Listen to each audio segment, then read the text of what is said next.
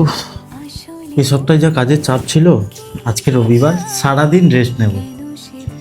তোমাদের ছেলেদের কত ভালো বলো, রেস্ট নেওয়ার জন্য তোমরা তবুও একটা দিন পাও, আর আমরা মেয়েরা তো সেরকম কোনো দিনই পাই না রেস্ট নেওয়ার জন্য।